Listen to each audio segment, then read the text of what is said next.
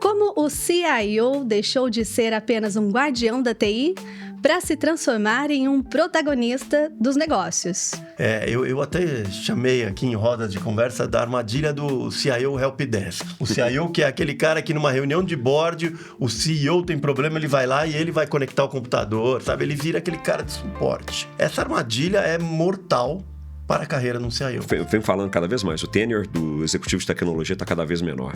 Minha experiência não é estatística, eu chutaria 3 anos. É um bom número. É um ciclo médio que a gente vê. O CEO veio falar com a gente e falou assim, a pessoa não precisa vir da área de tecnologia para ser o nosso CTO aqui. Precisa ser uma pessoa de negócios que entenda o impacto de tecnologia. Então ele começa a conversar de aumento de receita, e não de investimento, e não de custo. Essa mudança, não são todos que estão preparados para fazer esse tipo de conversa com o CEO.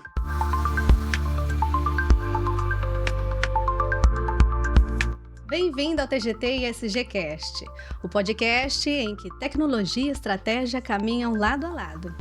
Eu sou Tabata Mondoni e neste episódio nós vamos descobrir o que o mercado espera de um líder de tecnologia. Como o CIO deixou de ser apenas um guardião da TI para se transformar em um protagonista dos negócios. Bom, para essa conversa eu recebo aqui hoje 2 convidados que vivem esse tema no frontline.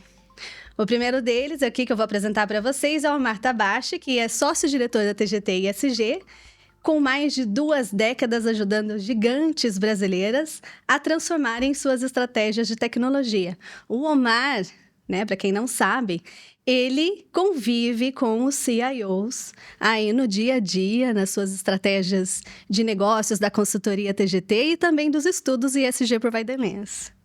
E também o nosso segundo convidado aqui é o Guilherme Maciel, que é sócio da Heydrich & Struggles, que é especialista em atrair e desenvolver líderes no mercado de tecnologia.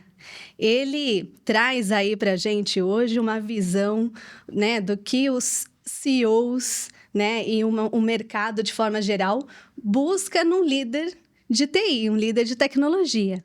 Bom, para a gente abrir esse bate-papo hoje, eu gostaria que vocês se apresentassem, falassem um pouquinho dessa experiência aí no dia a dia de vocês com esses CIOs e como vocês têm atuado. Boa tarde, Tabata. Boa tarde, Guilherme. Foi gentil seus 2 décadas, eu tenho um pouco mais, que 2 décadas trabalhando. E vai ser muito legal trazer o que a gente pôde ver no mercado de CIOs bem-sucedidos, que conseguem estar à frente dos negócios, que trouxeram as empresas num patamar diferente, e outros casos de CIOs ou líderes de tecnologia que talvez não tiveram esse protagonismo. Então vai ser legal explorar aqui com vocês um pouco do que a gente viveu, dando consultoria, trabalhando ao lado dessas empresas. Então vai ser um prazer. Esse papo acho que tem muita coisa para a gente explorar aí. Viveu e vive ainda, Aí diariamente, contato diário com esses executivos. Legal. E você, Guilherme? Bom, obrigado, Tabata. Obrigado, Omar, pelo convite. Muito bacana estar aqui com vocês. Falar desse tema que eu adoro. Não tenho 2 décadas em recrutamento executivo, carreira profissional, tenho mais do que isso, mas, aliás, ano que vem eu completo 20 anos aí de carreira recrutando executivos no mercado de tecnologia. Uau! E, como o Omar bem disse, na medida que a tecnologia vai avançando muito rápido, que as coisas vão mudando, que os negócios vão tornando cada vez mais tecnológicos, o perfil dos executivos de tecnologia acabam mudando também. Então, essas 2 décadas, pelo menos, vamos manter 2 décadas que tá bom, né? Tá bom. Nessas últimas 2 décadas, muita coisa mudou, né? Desde lá dos bugs do milênio, desde do investimento enorme em infraestrutura da telecom, depois TI, depois tudo integrado, tudo junto e misturado, fica cada vez mais complexo. Então, olhando para frente também, acho que é um bom diálogo aqui para todos nós prepararmos para esse mundo que está vindo também. Perfeito. Bom, para a gente falar sobre CIOs, os líderes de tecnologia que estão aí tendo um papel muito importante na estratégia de negócios, eu acho que antes, a gente precisa explicar quem é esse executivo hoje, no ano de 2025. Como que vocês definem esse profissional? Bom, acho que você trouxe muito bem, na apresentação aqui. Não é definitivamente aquele guardião da TI. não é aquela figura mais que mantém as luzes acesas, né? Deixar os sistemas funcionando, a infraestrutura rodando. É uma pessoa muito mais estratégica. Digo que eles são até aquele agente, é um líder de transformação. Falamos muito em transformação digital nos últimos 5, 6, 7 anos, mas agora, mais do que tudo, um transformador de negócios e transformador de cultura. Então, acho que trazer todo esse conhecimento de tecnologia para a estratégia de negócios, para a mesa maior da gestão, né? Eu acho que é importante. Hoje os CIOs, CTOs estão sentando cada vez mais no C-Level, que não era uma realidade, bem longe de alguns anos atrás, e justamente por essa necessidade que as indústrias têm vivenciado. Acho que o papel aqui mais transformação de negócios do que qualquer outra característica. E qual seria a diferença entre um executivo tradicional de um CIO hoje? É interessante, até a gente pode até depois falar um pouquinho da sopa de letras, né? De CIO, CDO, CTO, whatever, ou vinculado à tecnologia. Agora tem o Caio, né? O Chief AI Officer, então tem muita coisa vindo, né? O CISO, né? Caio AI Officer. Chief AI Officer. Vou pedir para você explicar isso aqui para gente. Chief of AI Officer. Chief of AI Officer. E tinha o CISO, obviamente, né? De segurança, que é uma função super crítica, que, aliás, um parênteses, fica mais importante na medida que vai tendo mais acesso e exposição a inteligências artificiais, a machine learning. A partir do momento que todos os funcionários começam a brincar com informação dentro da empresa, de caráter muitas vezes confidencial, então tem que tomar um cuidado cada vez mais rígido nessa questão também. Mas vamos lá, pensando, vou chamar aqui de executivo de tecnologia das organizações, primeiro uma pessoa que não está só do lado tático operacional, olhando para dentro de casa, ele começa a olhar mais para fora de casa também, então é mais focado em cliente. Ele leva experiência para o cliente final, coisa que até então não era um desafio, às vezes o marketing fazia isso, área de vendas ou área de operações, né, dependendo de cada indústria. Tem um lado, sim, estratégico, porque hoje estratégia de tecnologia se confunde muito com estratégia de negócios. Se a gente fala de uma empresa, de um banco, de um varejista hoje, ele pensa de forma de construção de plataformas tecnológicas, né? de criação de ecossistemas. E tudo isso é powered by technology. Não tem como não tá desvinculado com isso. Então, o papel do executivo de tecnologia é fundamental para sentar nas decisões, muitas vezes agora já com exposição ao conselho de administração, que era uma coisa inimaginável até uns 10 anos atrás. Então, mudou bastante, Tabata, né? Mais estratégico, mais transformador e mais líder, né?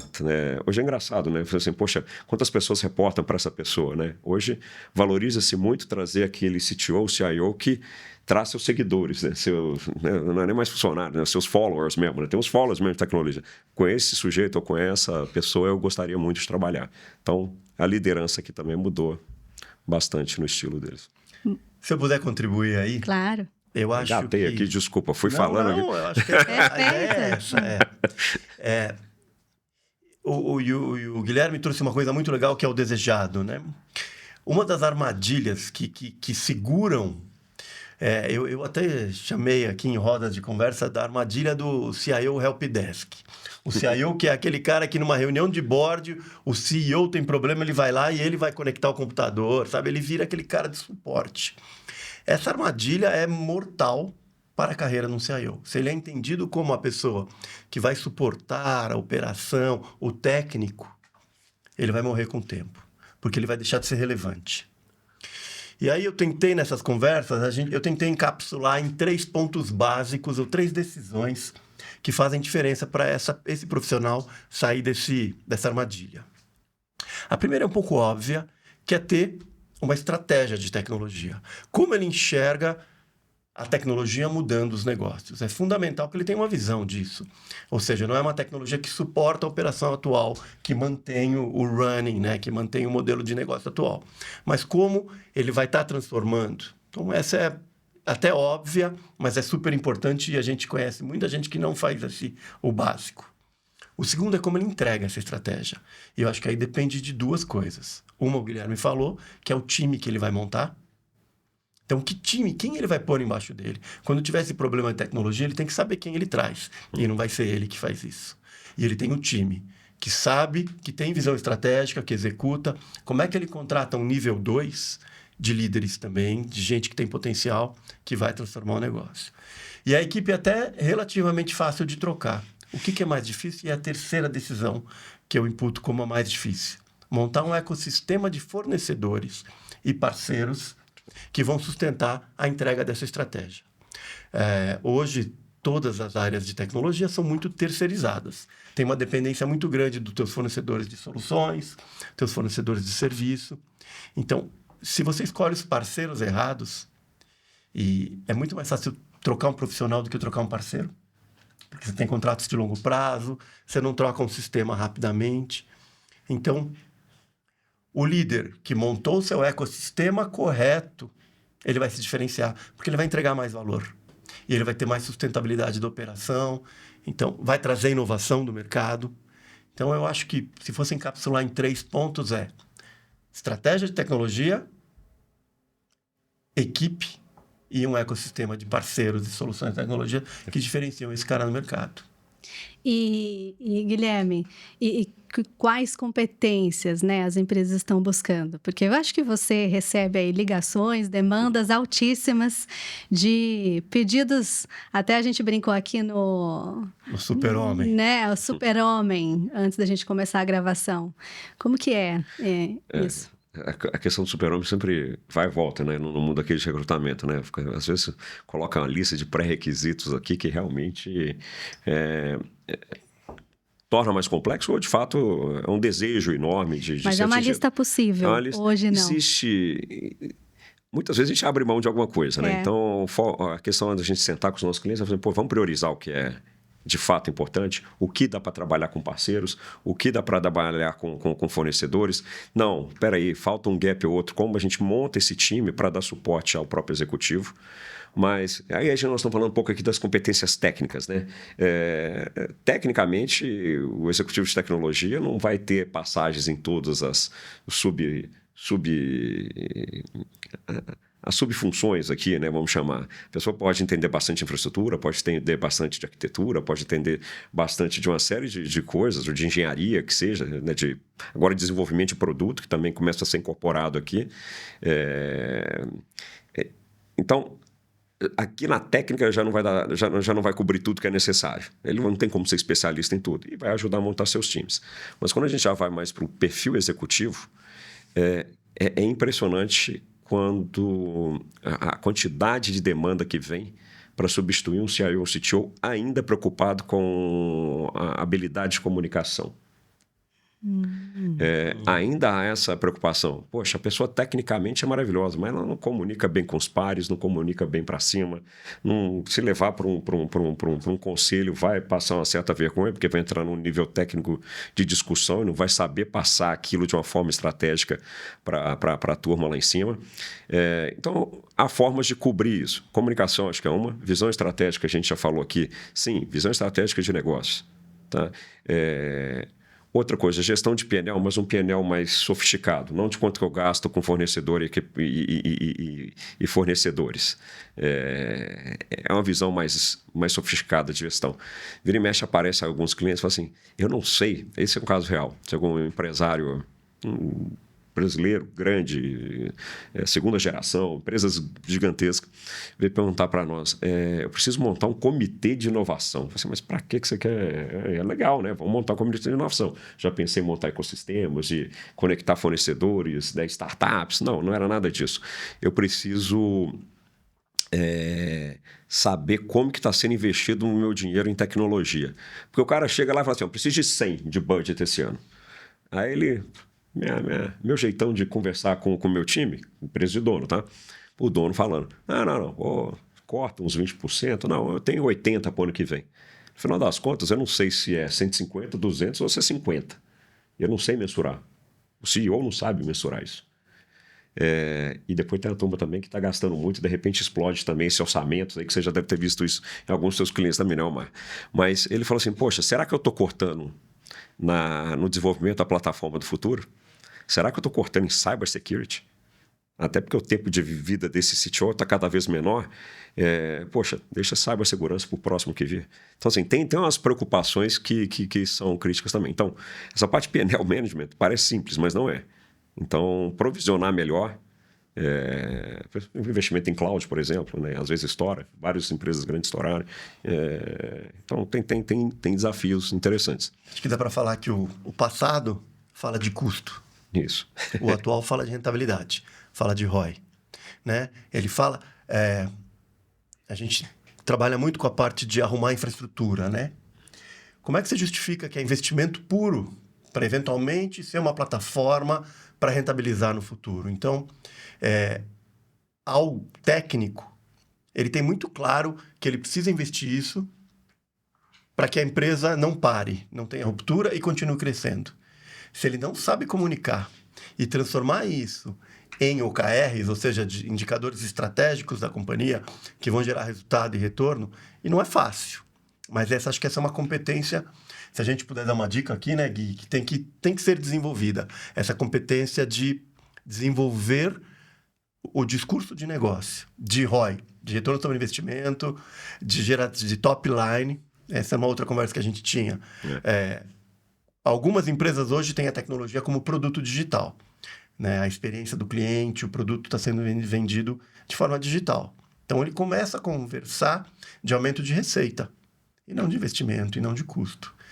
Essa mudança, não são todos que estão preparados para fazer esse tipo de conversa com o CEO, que é música para os ouvidos do CEO ou do diretor comercial. Acho que é esse tipo de aprendizado que alguns do passado não souberam fazer. Bons técnicos arrumaram uma infraestrutura, mas não conseguiram vender o peixe de maneira mais estratégica. Você fala é engraçado, você falou na verdade, você falando dos custos, mas assim, um olhar da tecnologia para a empresa muito como risco também, né? Então, e não como, talvez nós estamos abraçando aqui, nossos CTOs, né, os líderes de tecnologia, toda oportunidade e sinergia que pode ter com o negócio como um todo. Eu gostei do ponto de você trazer a área comercial, porque não é só no bottom line, é no top line hoje também. Então, bem colocado. É isso. Bom, hoje a gente tem aí também uma sopa de letrinhas, né? Eu me divirto com elas. CIO, CTO, CDO, CPTO. Agora você falou também... Caio, né? Guilherme, você pode explicar um pouquinho para a gente, né, sobre essas mudanças, né? E tem existido também algumas fusões, né, de cargos, fusões dessas nomenclaturas. Eu acho que... eu brinquei que eu adoro os cargos, porque segue, às vezes, alguns modismos também. E muitas vezes, de fato, a necessidade estratégica da organização. O Chief Information Officer, o CIO, é o executivo de tecnologia, né, que trabalha assim com infraestrutura, com sistemas legados, com a transformação e tudo mais. É uma pessoa que olha mais para dentro ainda pelos processos e operações. A figura surgiu ali em seguida o Digital Officer, né, que eu sempre mencionei que essa era uma função de transformação, de Digital Officer. Né? Então, ela era transitória até que as demais áreas pegassem a fluência, a destreza digital e utilizassem a tecnologia. Hoje você vê a área jurídica contratando software direto sem passar muitas vezes pela área de tecnologia. E é natural, a turma de marketing faça os contratos com empresas prestadoras de serviços de tecnologia. Marketing digital, né? Marketing digital, então a conversão e tudo mais. Então, eu acho que aqui tem pontos. Só para dar 2 exemplos aqui, o RH idem, as experiências, os softwares de gestão e tudo mais. Importante lembrar também, estar bem comunicado com tecnologia para também não criar um monte de silos, né? Mas deixamos isso para uma próxima conversa, voltando para as figuras. O Technology Officer, normalmente, ele abraça a área de engenharia, de desenvolvimento de soluções para a organização. Então, ele já passa para uma posição um pouco mais estratégica, olhando para fora, olhando para o cliente, trabalhando com toda a parte de atendimento e tudo mais. Você falou de combinação. A gente tem visto cada vez mais agora empresas de tecnologia, empresas que têm produtos de tecnologia sendo desenvolvidos dentro das organizações, abraçar a área de produtos. Mas quando a gente fala produto aqui, é produto digital. É a figura do CPTO, Chief Technology and Product Officer, que já é mais um ingrediente interessante e mais estratégico da organização. Esse aqui fala de top line, esse fala de rentabilidade, esse tem uma visão bastante estratégica e ele desenvolve produto mesmo. Então, ele é uma fonte de receita também. Aí passamos para o Caio. O Caio é o cargo, talvez, da vez, né? Que é o Chief Artificial Intelligence Officer, né? Que é o líder de inteligência artificial. Imagino também que seja transitório. Não faz sentido a gente ter essa pessoa para sempre, tal como foi o CDO. Tá? Mas eu chamo a atenção de outras figuras que são tão importantes, às vezes nem ditas. O Chief Information Security Officer, que é o CISO. Ainda vejo poucas empresas dando a relevância devida para essa função. Normalmente é um gerente que reporta um CTO e tudo mais, assim, poxa, às vezes essa função deveria estar até mais próxima ali ao comitê de riscos da organização. Então, eu acho que essa função é subjulgada, subvalorizada ainda no setor. Eu investiria mais nessa função aí, entre todas as outras no CISO. Aí tem Data Officer, é sem fim essa lista. Essas mudanças acho que elas têm uma razão de ser, além do puro modismo, né? Eu acho que quando você cria, como criou o CDO lá atrás, foi para trazer a relevância do digital para dentro das organizações. Então, se você era um CIO, agora você tem o CDO, que vai ser uma pessoa que vai acelerar a transformação digital. Conversa de 2010, 2013, papo de velho. Mas foi importante para aquela transformação. Aí cai o modismo, não foi um puro modismo, foi uma transformação necessária. Eu acho que o Guilherme pontuou uma coisa super importante. CISO, hoje nós não temos no Brasil uma oferta legal de CISOs. Eu acho que, para quem está mais no início de carreira, eu tenho vários clientes que a gente percebe querendo contratar o CISO. Esvaziou um pouco o cargo de infraestrutura. Antigamente, você tinha muitos gerentes de infraestrutura. Esse gerente de infraestrutura está sendo substituído pelo CISO, porque a infraestrutura foi para a nuvem. Então, esvaziou esse cargo e surgiu essa vaga de alto valor agregado. E eu acho bem legal o ponto que ele colocou. Ele pode estar fora da estrutura de tecnologia e estar pendurado na área de GRC, de governança e compliance, que é mais adequado. Então, agora o Caio. E o Caio que vai passar a acelerar o uso da inteligência artificial. E é interessante, né, que é o que ele falou. Todo mundo está usando ChatGPT em todas as áreas organizacionais. Estou pondo dados da empresa para o mundo. Cada vez que eu vou lá, em qualquer uma dessas empresas, e coloco uma pergunta que envolve o meu produto, que envolve minha estratégia comercial, e uso o ChatGPT, eu estou fazendo um vazamento de segurança, entregando para o universo segredos corporativos, que o CISO precisa estar bem atento. Então, a importância de todos esses papéis. Eu acho que daqui a um tempo nós não vamos estar mais falando de CDO, de CIO, talvez estejamos falando de novo de CIO, que é a função mais raiz, mas com essas competências incorporadas.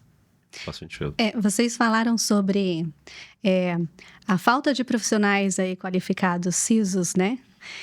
Será que a gente não corre o risco de ter essa mesma escassez com esses novos cargos, por exemplo, o Caio, executivos que vão lidar com a inovação totalmente direcionada para inteligência artificial? Quem quer responder essa? Não, eu acho que tem mais especialista em inteligência artificial do que casas de paleta. Lembra da época das paletas? Todo mundo é especialista em inteligência artificial. Paletas mexicanas, né, que explodiu em toda a esquina. Hoje todo mundo é especialista em inteligência artificial com 2 meses.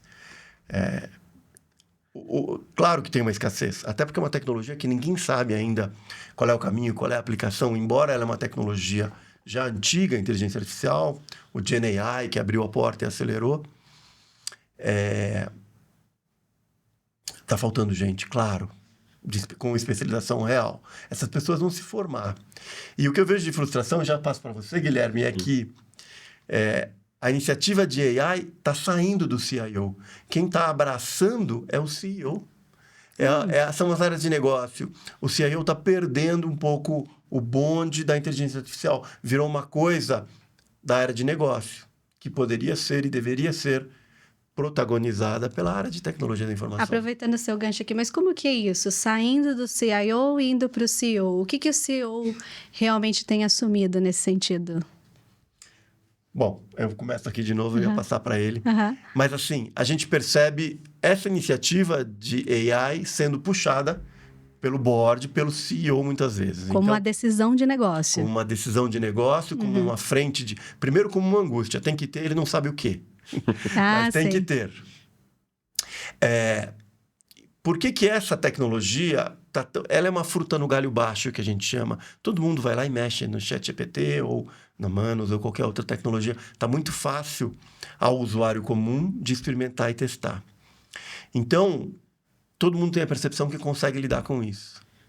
E urge para que entre para melhorar a eficiência, para melhorar a relação com o cliente, que não percebe que isso tem uma demanda de governança de tecnologia, uma demanda de CISO, de segurança, uma demanda de estruturação da informação. Não se fala em AI sem falar em dados. E dados é uma disciplina do CIO. Então, talvez por esse papel reativo, eventualmente isso está escapando da mão de um... Não vou falar mal CIO, mas ou talvez de um CEO que não tenha uma clareza de visão. Esse papel tinha que estar dividido. Tem que estar permeando a organização e o CIO tinha que ser líder também nessa operação. Eu acho que até voltando lá ao ponto, né? O assunto está no conselho, o assunto está na agenda do CEO. Ele está aprendendo de fato, ele está indo atrás para aprender. E nunca foi tão fácil. Eu desenvolvo software hoje. Saio lá, crio prompt no ChatGPT, me ajuda a criar um app para colocar no Lovable e de repente eu já faço um front-end em 15 minutos. Assim, quanto tempo gastaria isso? Isso que eu não sou técnico, mas assim, uma inteligência artificial me ajudando a fazer outra coisa numa outra aplicação, num outro LLM. Então, assim, é espetacular. Então, todo mundo está testando isso. O CEO está aprendendo com o filho em casa, com a filha em casa. Está todo mundo brincando com coisa séria. Mas ele está correto. A parte de governança aqui é super importante, porque você não brinca com dado da empresa. Você pode criar um vazamento, alguma coisa séria sobre dado de cliente, sobre dado confidencial da organização estratégica. Então, de fato, tem que ter esse cuidado. E como a informação está pulverizada lá na ponta também, todo mundo tem acesso, acho que a questão fica complicada. Sobre CISO, e voltando a falar sobre informação, sobre segurança da informação. Esse talvez seja o tema mais discutido entre os conselheiros no que tange a tecnologia hoje.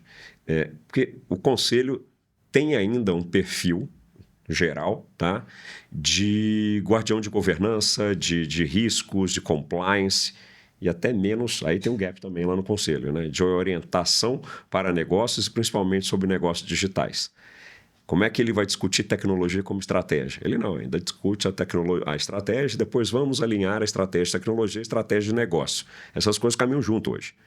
Né? Como é que eu vou discutir um negócio de plataforma tecnológica? Eu estou virando um negócio de plataforma tecnológica, todas as empresas estão virando empresas tecnológicas e esse assunto é raso lá em cima. Então tem gap lá em cima para entendimento de tecnologia, tem um CEO aqui correndo atrás para entender de inteligência artificial, mas também não tem um conhecimento sobre todas as coisas relacionadas à gestão de dados, à infraestrutura de onde está o dado dele, assim, como é que trabalha tudo isso.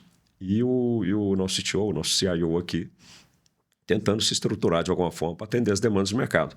Agora, você fala assim, poxa, dá tempo de treinar? Né? Acho que foi a sua primeira pergunta aqui desse bloco aqui.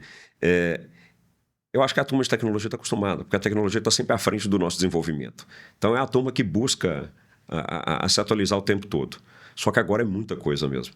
Né? Então, é que a gente vê alguns CIOs, CTOs especializados para um determinado estágio de desenvolvimento de negócio de determinada empresa. Aquele que é o startupeiro, aquele que tira do 0 a 1 é um perfil. O cara do 1 ao 10 é outro, do 10 ao 100 é outro e assim por diante. E o cara da sustentação, talvez um perfil mais de CIO, uma pessoa mais robusta, que sabe gerir coisas grandes, que tem uma complexidade por si só também.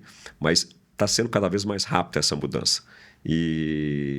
Então, eu diria assim, tendo até os especialistas no desenvolvimento do negócio, que é super interessante também acompanhar a carreira deles. Mas você lidera aí projetos grandes, né, de transformação digital em grandes companhias brasileiras, né? E aí eu queria entender se você tem visto isso na prática, essa transformação, né, essa junção também dessa sopa de letrinhas. Como que você tem visto isso? Tem algum exemplo que você poderia dar pra gente? Tem sim. Conversávamos antes de entrar aqui, eu e o Guilherme, e ele me trouxe um dado que 63% dos CIOs nos Estados Unidos já reportam ao CEO, né? Roubei teu Exatamente. trovão, né? Você roubou a minha parte. Mas Roubei teu trovão. Eu acho que no Brasil a gente está num número muito menor, mas a gente percebe um movimento acelerado de migração. Um exemplo bacana que a gente tem é uma grande companhia que tinha tudo... Vamos ver como é que eu falo de uma maneira elegante. Mas não tinha acelerado para esse movimento. Ela tinha uma TI mais tradicional, mais mantenedora de negócio, reativa, e tudo isso que a gente falou aqui das pontas terem facilidade, né? Você vê, um homem de headhunting já está escrevendo código, a área de RH está implantando sistemas, a área de marketing está desenvolvendo seus sistemas, a área de TI ficava correndo atrás dessas que a gente chama de Shadow IT. A Shadow IT, que são essas áreas, esses núcleos de TI sendo desenvolvidas nas áreas de negócio. E eles vão acontecer. Essa empresa tinha esses vários Shadows IT sem nenhuma orquestração. Tinha uma reação tentando correr atrás e governar o desgovernado. Então, olha, você usa essa arquitetura, você usa essa política de dados, mas sempre atrás. Quando ela chegava, o sistema já estava implantado e não conectava e não integrava. Essa empresa passou por um movimento radical. Ela pegou uma das pessoas mais chaves, que era membro do conselho, que era o antigo CFO, para ser uma vice-presidente ou vice-presidente de digital e tecnologia. Embaixo, ela criou 3 diretorias, ou seja, era uma empresa que só tinha um diretor de tecnologia, ela abriu um nível de vice-presidência, ela subiu um nível e quebrou em 3 diretorias. Uma diretoria com um olhar mais na manutenção, na operação, porque empresa grande não pode... Porque é muito fácil falar numa startup, como ele falou, por AI e tecnologia, numa empresa nova. Mas uma empresa que tem 100 milhões de faturamento, acima de 500 milhões de faturamento, não pode parar a operação. Então, criou-se uma diretoria de legado, uma diretoria de infraestrutura, de plataformas, para crescer grandes plataformas horizontais, e uma diretoria olhado nessa ponta de experiência do cliente, de acelerar vendas, de acelerar faturamento com base na relação com o cliente. Então, são olhares que são indissociáveis, você precisa ter os 3, mas foi muito legal que ela conseguiu dar o peso nos 3 para uma transformação radical. Então, ela aumentou muito a interlocução com as áreas de negócio. Então, ela conseguia encampar todas essas Shadows ITs, se fossem elas para melhorar a eficiência operacional, mais na área de plataforma, ou para melhorar legado, seja ela para melhorar a relação com o cliente, com desenvolvendo aplicativos para interagir com o cliente, ou sistemas de fidelização. Então, esse é um bom exemplo de visão do conselho da necessidade de uma transformação da organização. Então, isso significa muito poder para essa ponta e muito investimento dessa companhia. Foi bem legal, é um caso bem que a gente aplaude muito, assim, na forma como elas se transformaram. Deixa eu trazer um tempo. Eu acho que esse é um ótimo caso, porque, de fato, você começa a ter competências mais complexas. E do legado até o go-to-market, que essa pessoa tem que ter visão, é muito interessante. Então, ele olha para trás, para o futuro e para o presente ao mesmo tempo.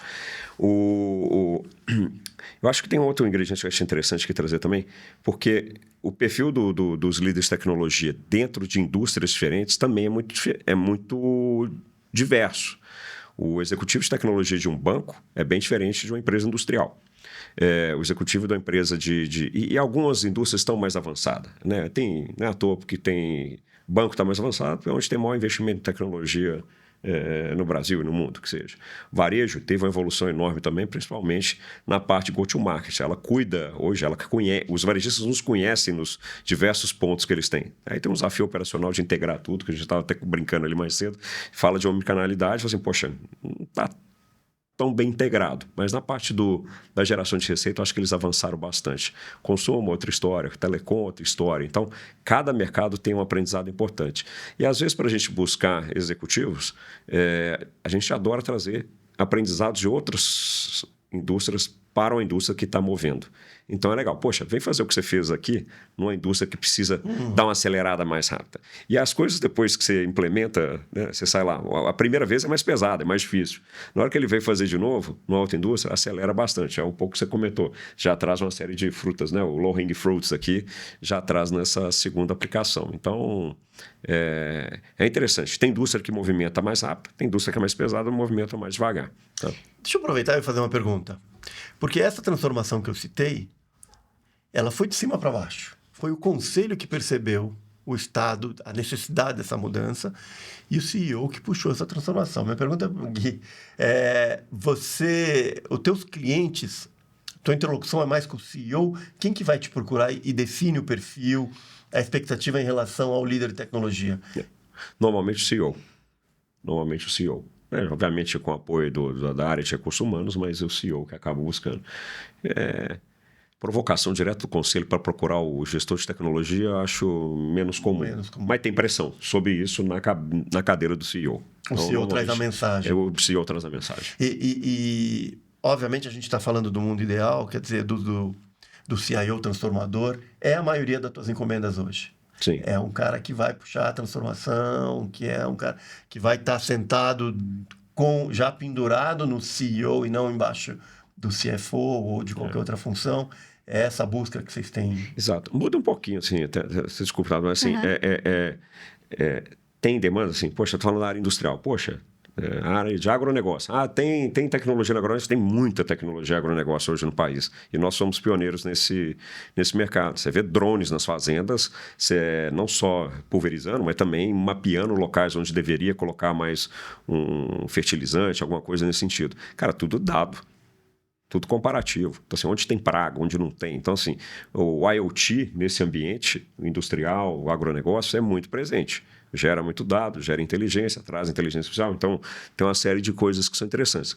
Saindo um pouco do mundo aqui vamos falar que nós estamos aqui do lado da Faria Lima, para ir para outros locais, pensar que uma mineradora, a maior do Brasil, tem uma série de caminhões autônomos trabalhando dentro das suas minas. É incrível. Assim, poxa, a gente está falando, quando é que vai ter carro autônomo aqui no Brasil? Não, está cheio. É que a gente não está vendo, não está na rua, mas está nas operações. Então, tem muita coisa interessante para trazer. E essas encomendas vêm do estratégico, Omar. Vem do estratégico. Aí você tocou num ponto também básico, né? Que isso é uma novidade dos últimos anos, que é a tecnologia de informação e a tecnologia de operação. Isso. Eram mundos independentes, tecnologia de automação. Então, o cara do chão de fábrica, da mina, era o engenheiro de automação, capacete, e lá no escritório, no ar-condicionado, o CIO. Hoje fundiu, né? Está fundindo. Definitivamente. São as mesmas bases de dados ou os mesmos data lakes, para usar o termo. Né? Então, está tendo uma convergência muito grande desses dois papéis. E imagino também mais difícil de encontrar esse profissional também, né? Que entenda de operação, de automação e de tecnologia da informação.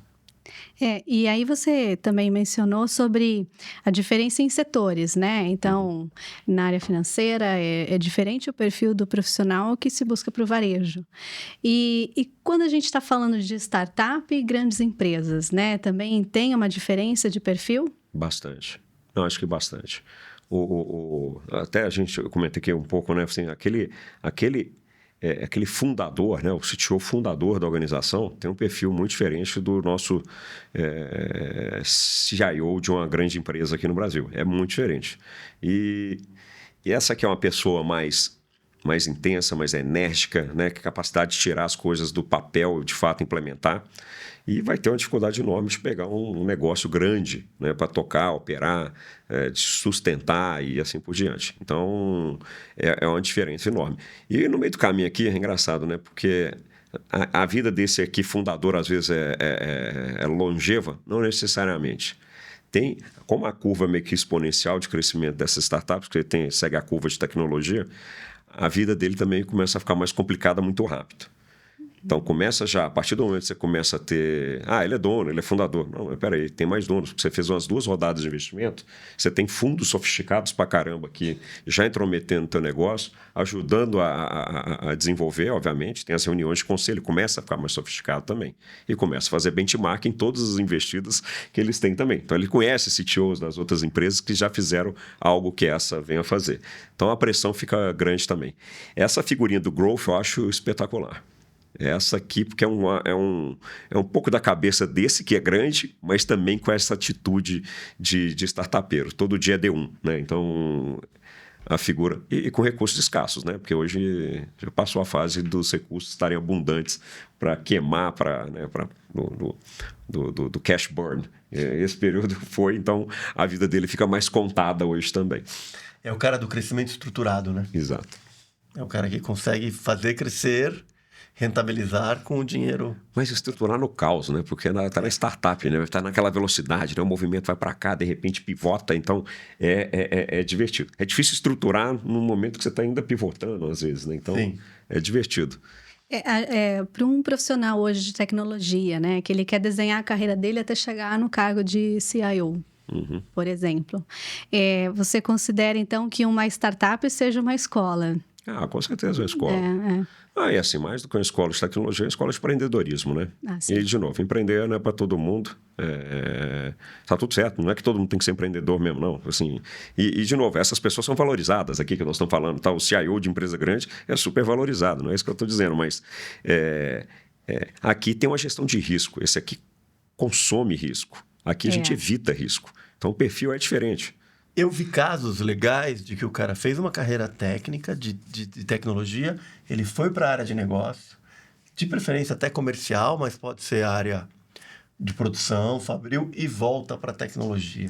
Ele volta para a cadeira com uma visão de cliente da área dele, uma visão madura. Eu acho isso um caminho bacana, assim, um caminho que fortalece. Ele vem uma visão muito mais... preparada. Não sei como é que você vê isso. Não, mas, Omar, até um ponto que olhando para você agora, eu lembro, uma coisa que a gente valoriza bastante, né, as empresas valorizam bastante, é a experiência prévia em consultorias de tecnologia. Ou de consultoria estratégica, ou consultoria de tecnologia. Né? O seu background é esse também, então fácil te contar aqui também. Mas é verdade, porque ele trabalhou em diversos ambientes, então ele já provou, foi para um cliente, foi para o outro, pegou projetos difíceis de transformação, e quando vem para a empresa, pode fazer um trabalho interessante. Então, assim, às vezes é desafiador vir um sócio de consultoria virar um CTO. Esse aqui é desafiador, mas quando ainda está no crescimento ou na formação, eu acho super válido. Boa, estamos contratando, viu? Vamos aproveitar, põe meu link no final aí. Estamos com 12 vagas abertas. Mas é legal mesmo, né? Porque viveu muito, né? Botou a mão na massa. Trabalhou com gente, com diversos stakeholders. Teve que desenvolver a habilidade de comunicação também, porque está na frente do cliente, está na frente do sócio da consultoria. Então, foi exposto em situações ambíguas que precisava criar uma desenvoltura. Então, precisou eventualmente vender um projeto. Né? Então, eu acho que é super rica essa vivência. Que legal. Bom feedback. Eu lembrei da minha pergunta aqui que eu ia fazer, que eu tinha esquecido. Um CIO hoje, né, uma empresa grande que está buscando um CIO e ela te procura. E aí você tem 2 currículos na mão ali, de uma pessoa que passou só por startups e outra só por grandes empresas. Como que isso é visto no mercado, né? Você acha que é claro que tem o nome das empresas que você liderou ali, projetos de tecnologia, mas aquele ainda que vem traçando um caminho de liderança em startups, ele tem o mesmo peso? Acho que vai variar muito do que a empresa vai demandar. Então, assim, tem empresa grande que precisa de skills ali de um startupeiro, acho que sim. Mas tem empresas também que, poxa, não, isso aqui vai vir aqui para destruir valor, né? Aliás, não vai nem, é difícil até adaptar. É difícil trazer aquela pessoa do risco assim, não, chego aqui que é muito engessado, não consigo fazer nada. Na empresa que era tua, na startup, de fato você ia tomando riscos e fazendo as coisas acontecerem. Então tem um desafio de adaptação para o lado interpessoal também. Do lado técnico vai variar, de fato, o que está sendo demandado daquela empresa grande naquele momento. Mas não é incomum. E o caminho contrário também houve. E bastante, porque quantas startups a gente teve nos últimos 10, 15 anos aqui? De onde vieram essas pessoas? Elas não nasceram startupeiras, né? Então teve muita gente vindo de empresas tradicionais para as startups, que é outro desafio. Nossa, as coisas que são muito soltas. As coisas aqui, esse negócio não tem como parar de pé. E para, né? Então, assim, é difícil essa adaptação contrária também. Mas chega uma hora que precisa. Deixa eu fazer o Guilherme uma saia justa. Ixi, Fica à vontade. vamos lá. Sem planejar. Aí... Ela falou de dois currículos ali.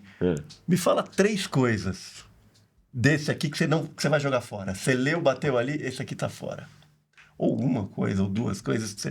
Ou então, dessa pilha aqui, esse cara eu vou levar pro nível 2. O que são... Entrega um pouco do teu ouro, vai. Eu vou só complementar a pergunta do Omar, né? Tem ponto, né, de soft skills ali que supera a competência técnica e de currículo, de carreira? Adorei essa pergunta. Eu tive... Uma coisa interessante, um dado interno nosso, mas a gente tem feito pelo menos entregue, né, na verdade. Né? A gente está um placement para executivos de tecnologia nos últimos 3 meses, pelo menos um por mês. Então é muita gente movimentando. Tá? É um dado meio brutal. E fala assim, poxa, um não tem nada muitas vezes a ver com o outro, tá? Então, por isso que é complexo. Indústrias diferentes, momentos diferentes, como a gente estava conversando. Às vezes, uma habilidade técnica diferente. O cara é uma empresa de IoT, o outro é uma empresa de inteligência artificial. Então, assim, muda de fato o perfil. Omar, eu acho que, respondendo-se diretamente, um negócio que tira do jogo é a inabilidade de comunicar. E aí não vai nem a parte técnica, porque a técnica vai variar caso a caso, mas não saber passar a informação, ou ser ou ter uma conversa meio truncada entre pares. Pares derrubam muito, tá? Então, assim, eu também vem tiro de baixo também. Então, assim, não liderar esse time de forma eficiente também é um negócio que complica bastante. Essas habilidades aqui são quase que negociáveis hoje. E é o que mais derruba os executivos de tecnologia. Agora, outro ponto que você comentou. A primeira demanda que eu tive em que o CEO veio falar com a gente e falou assim, a pessoa não precisa vir da área de tecnologia para ser o nosso CTO aqui.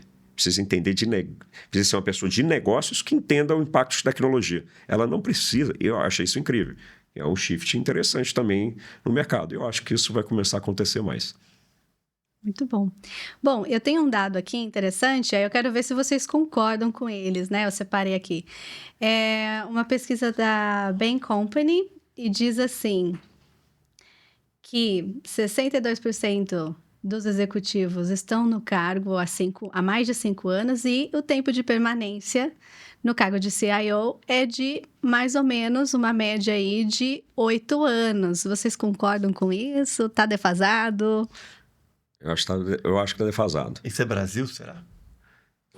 É global. Global. É global. Pode fazer mais sentido. E tem uma diferença aí também? Tem. Bom, primeiro que nós falamos... Você trouxe o dado que você roubou meu lá antes da conversa. Que 63% do CTO se reporta para o CEO nos Estados Unidos. Lá tem uma estabilidade maior do que a daqui. E na Europa mais ainda. E mais ainda.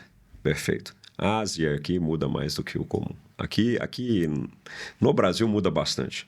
Eu venho falando cada vez mais. O tenure do executivo de tecnologia está cada vez menor. Você lembra que a gente falava que do CEO era de 3 a 5 anos, que vinha descendo? Do CTO está cada vez mais... Que é cruel, aliás, tá?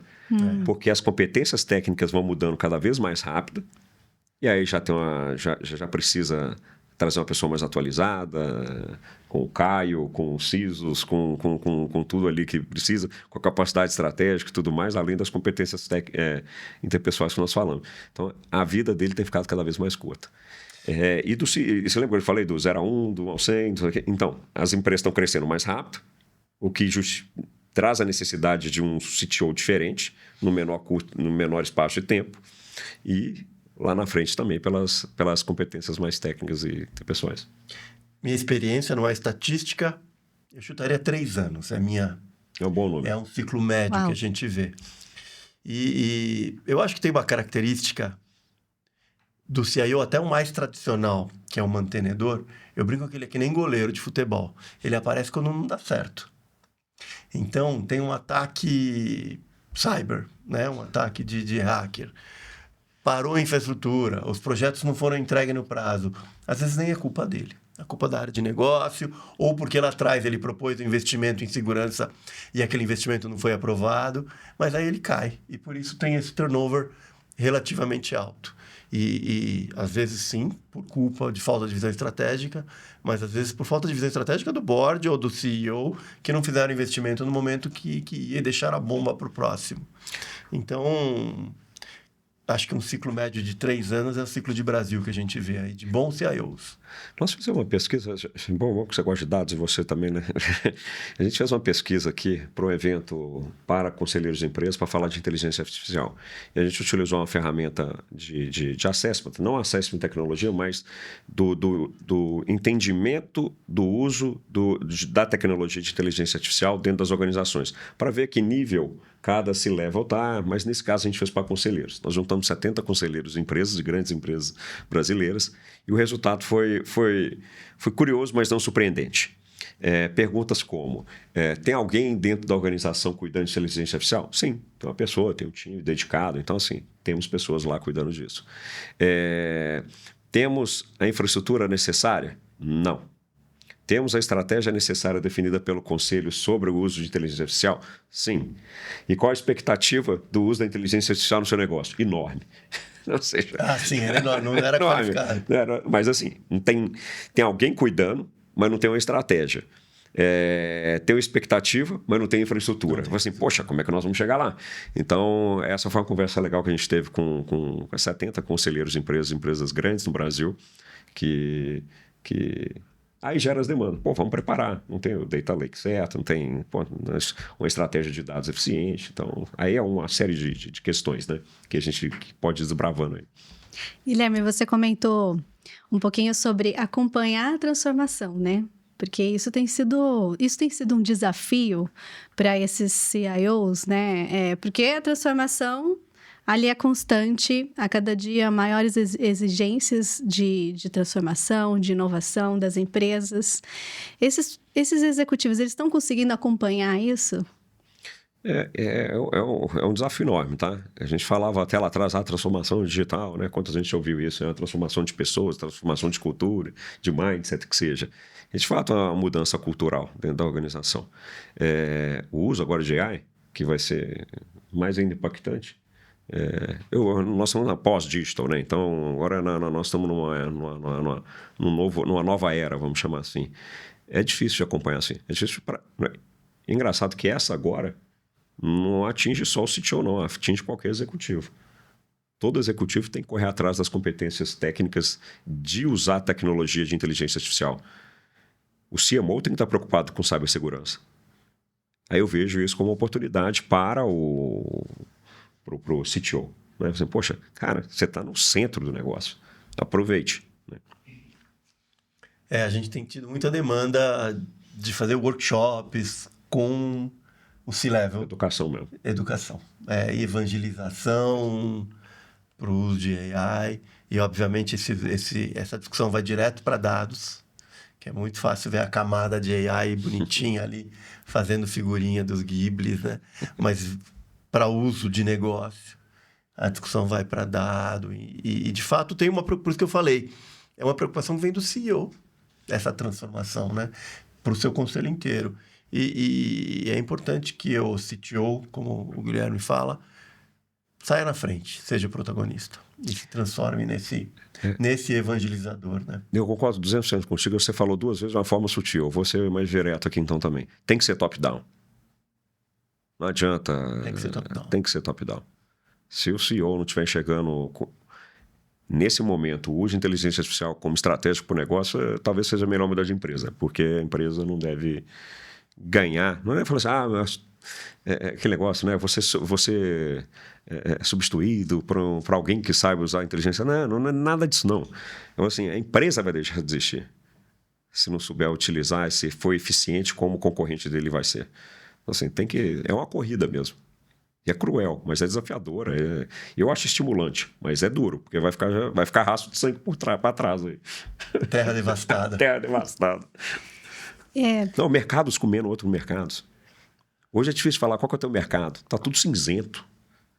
Eu sou varejista, mas eu tenho wallet, então eu sou uma fintech, eu tenho meio de pagamento. Com Open Finance agora também eu tenho um banquinho aqui, está tudo certo. Sou o quê então? Né? O que é a Amazon? Eu não sei dizer o que é a Amazon. A Amazon é um monte de coisa. Espero que ela não entre no meu mercado, porque ela também leva... Boa, vou entrar lá na Amazon e procurar um executivo. Boa. Um portal. Tem uma pergunta curiosa aqui no meu roteiro, né? E essa eu faço questão de fazer aqui para vocês. Por que um líder de tecnologia, por que poucos líderes de tecnologia, eles viram presidentes das empresas? Se é que a gente tem hoje alguns exemplos aqui no Brasil, teria algum exemplo para a gente mencionar? Tem alguns exemplos, né? Tem alguns exemplos, mas são raros. São raros.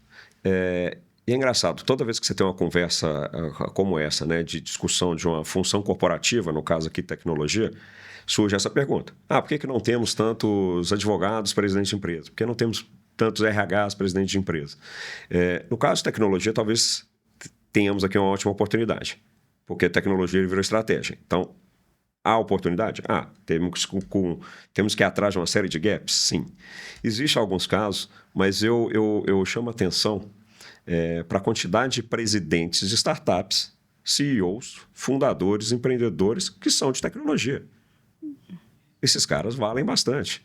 Então, falta um pouco de diversidade aqui também. A gente não falou disso, tá? A questão de diversidade de gênero também tem mudado de alguns anos para cá, mas ainda está distante. Principalmente na parte de engenharia. A gente vê muitos CIOs, CTOs, mulheres de empresas grandes, já. Diferente quando a gente ia nos eventos de tecnologia 20 anos atrás, era estranho uma mulher lá. Hoje é muito mais comum. Mas na parte de engenharia ainda temos muito mais homens que mulheres, curiosamente. Aqui tem um gap também disso. Mas sim, temos CEOs de tecnologia muito mais que tivemos no passado, nesse ambiente ainda de startups e de empreendedorismo. Aqui eu acho que vamos ter um espaço para mudar. Mas eu acho que vem mais, tá? Eu acho graças a tudo isso que nós estamos falando, de todas essas mudanças, vai ter algum outro CTO que vai fazer a grande diferença e vai sentar nas cadeiras de cima. Hoje também, aí, acima da cadeira de CEO, nós estamos falando de CEO, nos conselhos, cada vez mais executivos de tecnologia. Sem dúvida. Que aí é outra conversa, né? Para cobrir aquele gap que nós falamos no passado. Busquei recentemente, com uma das maiores empresas brasileiras de meio de pagamento, listado em bolsa e tudo mais, um CTO brasileiro que morava nos Estados Unidos e estava trabalhando com engenharia de empresas das Big Techs. Assim, muito legal. Então, assim, aliás, tem muito brasileiro bom lá fora, tá? Nós somos um bom celeiro de desenvolvedores de engenheiros, de gente de tecnologia. Então, estamos exportando bons talentos. Essa era uma questão até que eu ia te perguntar, mas você quer... O CEO. Não, eu vou comentar. Eu ouvi o Omar sobre o CEO. Eu acho que sobre o CEO, teve um grande banco brasileiro que bateu na trave, que era o CIO, era o candidato, mas na reta final ele perdeu. Um grande banco, esse caso é bem conhecido, eu só não vou falar nome porque ele não virou, né? Mas eu acho que remete um pouco ao começo da nossa conversa lá atrás, onde o líder de tecnologia se focou na tecnologia. Ele perdeu o pé do negócio, ele perdeu a oportunidade. Eu acho que tem uma geração aí que não conseguiu ocupar posições de board e de CEO porque não conseguiu estar protagonizando o negócio. Está lá gerando receita, está entendendo o negócio. Foi muito visto como um órgão governamental, institucional. acho que perdeu-se um pouco, são raros os que estão na frente do negócio gerando valor. Esses vão ter chance de ser CEO. E acho que o Guilherme tocou num ponto importante. Agora é a hora. Agora é o Tech Strategy, né? A estratégia junto com a tecnologia, é a hora dele estar lá se posicionando. Vivemos uma boa onda para isso. É um call to action, é isso mesmo, né? É isso. Você comentou também sobre o ambiente diverso, né, na carreira de CIO. Uhum. Isso ainda tem sido um desafio no mercado? Mulheres e diversidade é ainda um desafio para as empresas? Ou não? As empresas estão mais atentas a isso? Acho que, assim, em gênero tem... Acho que, para ser bem franco, eu acho que em gênero, na área de tecnologia, agora vamos falar de forma ampla, tá? Não vamos falar só da função do CTO. A gente consegue ver nas fabricantes de tecnologia uma série de executivas mulheres dando um show. E algumas bastante tempo nas suas cadeiras. Tem muita presidente, muito country manager mulher sentado na primeira posição. Eu acho que aqui em tecnologia deu até uma aula para outras indústrias, tá? Tá longe de ser ideal? Tá longe de ser ideal, mas é um movimento que passa por geração, né? Não, é difícil pular gerações. Na posição de CIO, eu acho que houve uma evolução enorme, como a gente comentou, mas também tem ainda muito mais homens. Na parte aí há questões mais estruturais, né? Se a gente fala de raça, aí o negócio é mais estrutural. Aí não vou atentar à tecnologia porque afeta todas as funções e cargos aqui, né? Mas eu acho que o tema que a gente tem que trazer muitas vezes também aqui é a diversidade cognitiva, né? O que a gente acredita, né? Como a gente pensa diferente aqui. Então, 3 pessoas aqui batendo papo sobre tecnologia e hora eu vou concordar com o Omar, hora eu falo, pô, Gui, você está falando uma besteira enorme e tá tudo certo, a gente vai se respeitar, mas trazer contraponto. Eu acho que talvez um negócio que a gente esteja perdendo nesse momento, ninguém está sendo provocado a contra-argumentar ou a contrapor. Né? Pega meio mal. Não fala assim, porque talvez desconstrói o raciocínio, o pensamento. Mas, cara, mas é exatamente isso que eu estou falando. A gente vai discutir aqui, nós vamos fazer hipóteses, quebrar hipóteses e discutir e sair daqui dessa sala muito melhor. Então, essa curiosidade de aprender e trocar, eu acho que é super importante. E diversidade cognitiva está nisso. A gente não cria empresa inovadora sem diversidade cognitiva. A gente não entende cliente. Às vezes você... né, uma empresa de consumo, varejo, você vende um produto destinado a uma classe social diferente da tua. Você entende mesmo o que seu consumidor está comprando? Não é legal trazer alguém de outros níveis sociais para discutir esse tema? Então, acho que é um pouco por aí. Tem que incentivar. Para criar a cultura inovadora, precisa de diversidade cognitiva. Muito bom. Bom, o Omar, o ano passado, participando da FutureCon, eu vi a participação do Omar com aquele grupo de mulheres CIOs, então tem também participado ativamente e tendo muito contato, né, com mulheres líderes de tecnologia. Como que tem sido isso? Você estava falando, o Guilherme estava falando, eu passei na minha cabeça... Ele é marido de executivo de tecnologia. Verdade, Ana Ele tem casa. Também Exatamente, uma ótima profissional, excelente profissional. Além de marido, nosso nível 2, todo na TGT são mulheres, 100%. Legal. E eu passei na minha cabeça os nossos 5 principais clientes que estamos atendendo nesse momento. 4 são mulheres, e aí? Uau! 1 homem e 4 mulheres. Eu acho que tem uma mudança na posição de CIO, talvez venha ao encontro do que o Guilherme comentou com relação à habilidade de comunicação, que, em geral, a mulher tem mais habilidade de conciliadora. Não quero ser aqui, cuidado para não ser, embutir preconceitos, mas talvez pela falta de skill técnico de algumas pessoas. Sim. Perdão, skill de comunicação, de negociação. Mas as mulheres CIOs é uma organização maravilhosa que trabalha o incentivo das mulheres na tecnologia. Se eu não estou enganado, elas são em 400 mulheres hoje. Então, mulheres em liderança de tecnologia no Brasil, 400. Então, é bem presente e com ótimos resultados. Não é uma coisa de forçar o gênero, nada disso. É por pura competência. Perfeito. Bem legal. Perfeito.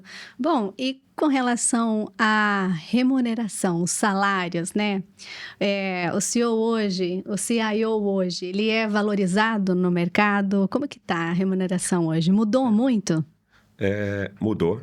Mudou porque deu um passo acima, né? Subiu um degrau, né? Se antigamente reportavam para o CFO, para alguém de operações, né? Hoje já reporta para o CEO. Então, esse movimento, obviamente, começa a equiparar dentro das bandas e faixas do C-Level.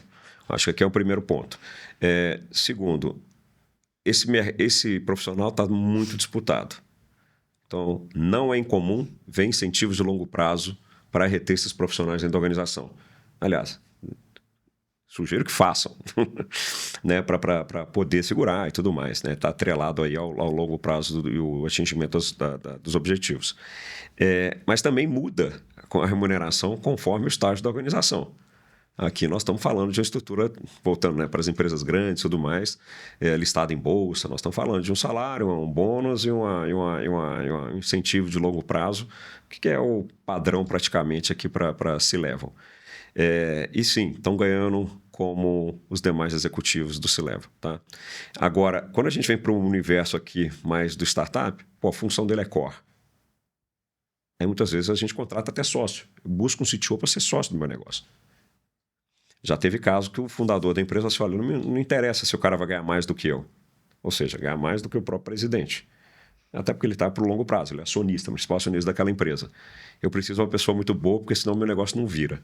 Então, estava disposto, inclusive, a pagar mais do que necessário. Acho que todo mundo pegou aqui também aquele rouba-rouba de gente, né? E a inflação dos salários do time até mais técnico. Uhum. Você via gente com poucos anos de formado ganhando...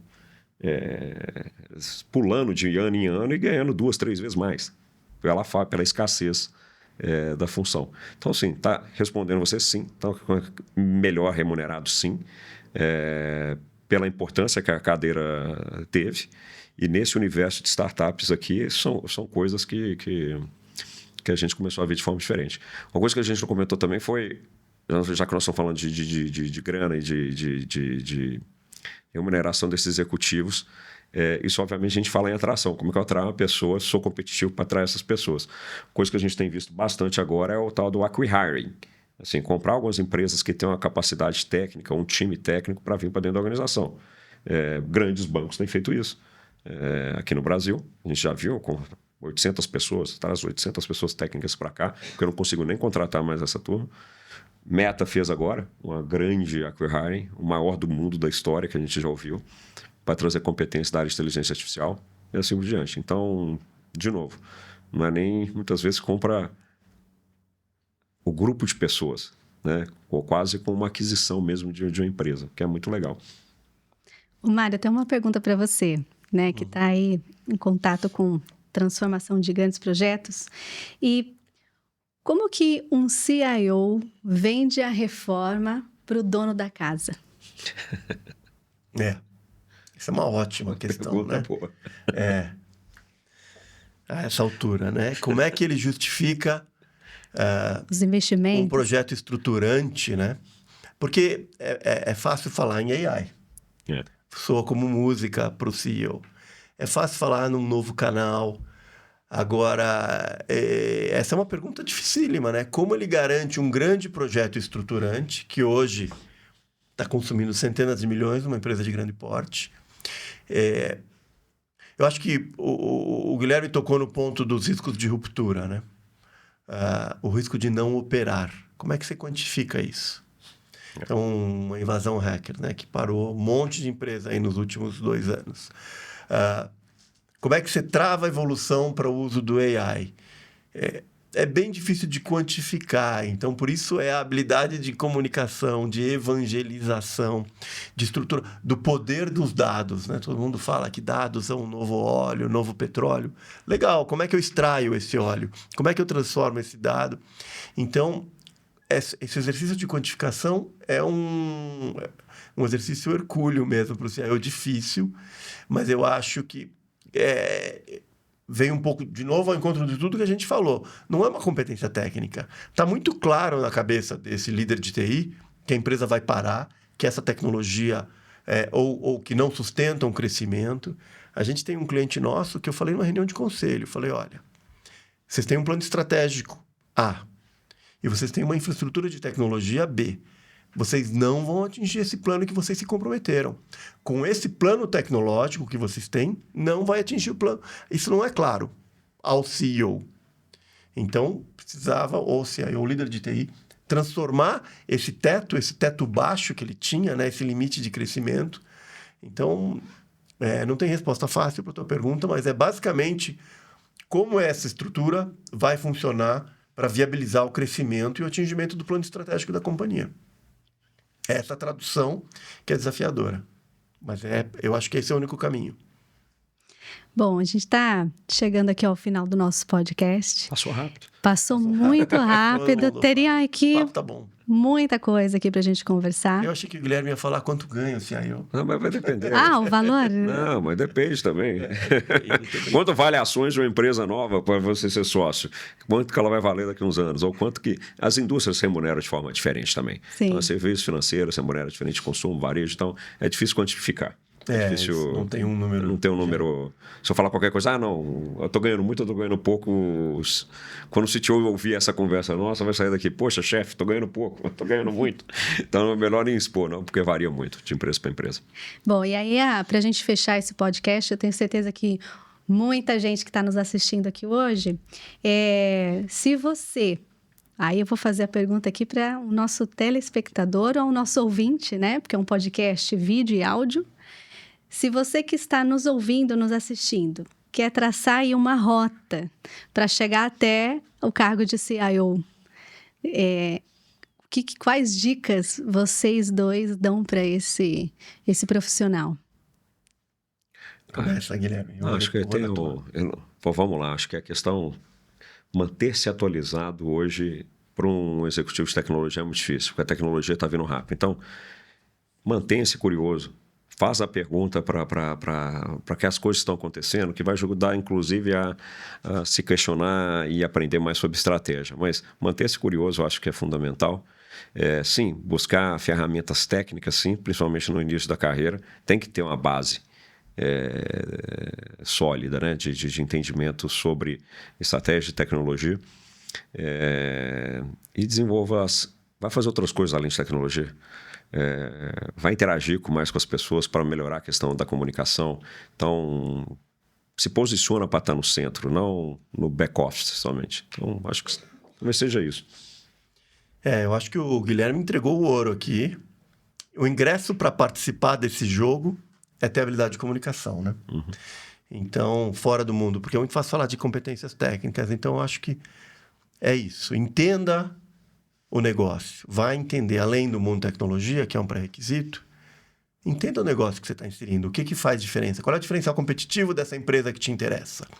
Como a tecnologia catalisa esse diferencial competitivo e faz ele aumentar, né? Como a tecnologia turbina, anaboliza a vantagem competitiva. Aprenda-se a comunicar e a negociar. E acho que tem você também procure o seu diferencial competitivo. Por que você tem que ser aquele profissional para ocupar aquela vaga? Né? Qual é a sua diferença?